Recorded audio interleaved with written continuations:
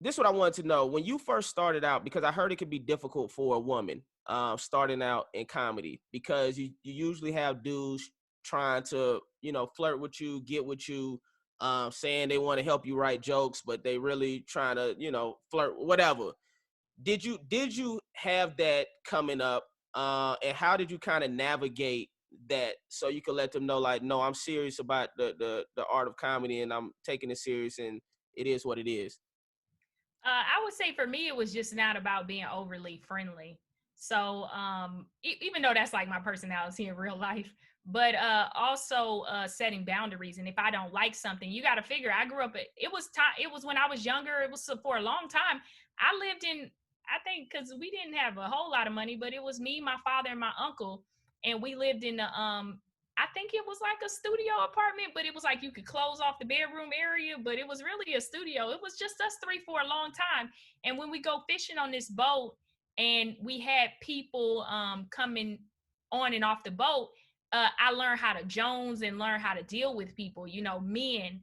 And so I think that was a big part of how I was able to deal with people here is because my dad, like I was never sexually abused as a kid or anything like that. So I always knew my dad was Nation of Islam. So it was about respecting women. And then it was setting boundaries. If you don't like anything, you need to tell me or tell somebody else. If you don't like that, you don't play jokes, you don't play with men. It was just certain things that I was accustomed to in a mindset of just growing up, right? Because that affects how you move through life. So I knew that if somebody offended me or somebody I didn't like what somebody's saying, I'd shoot back, or you make it be known that you're crossing a boundary with me. Because my dad wanted to make sure that that was something that I always knew. Don't let people cross boundaries with you. So it came, people say little things or whatever. I check it, and if you want to move on with it, we can move on and be cool and say hi the next week. If you don't, then bye. Right. I wasn't worried because I never felt like one person holds your destiny, right? You may not be cool with these people over here, but for every person you're not cool with, about three other people that'll like you. And we see that with even messed up people gonna take to you. And so at the end of the day, I'm not gonna be concerned about this. It's so many rooms in LA. It's not like I'm living in a city where it's only 3 or 4 stages, if that, and you really got this community of people that can hold something over your head. LA got so many comedy clubs, so many alternative nights on those comedy clubs, so many promoters, so many alternative rooms, festivals.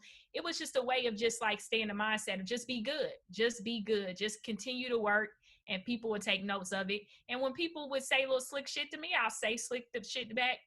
I never forget, I was in the club one night and this guy, he grabbed my ass going up the club, going up the stairs. And I was like, hey, don't touch me.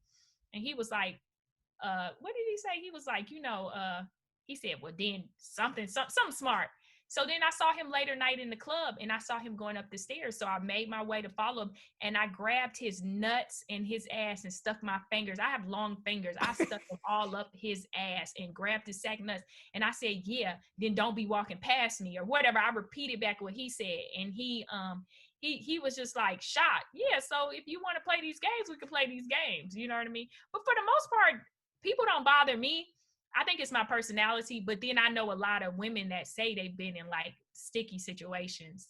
Like I had somebody pull their dick out on me and I said, hey, nigga, put your dick up. And it was just simple as that. He did it and I moved on. Right. Just And don't that play. man was Barack Obama. I'm here to get a book deal. I know, right? Mr. President. No, I'm joking. Hey, so that's women never pull their titties out, and I wish it was reciprocated, but we don't get that. I have had women try to kiss me though, like after shows and stuff like that. So I've had women kind of go in for a kiss and all type of stuff like that. Oh, and I've had my ass grabbed.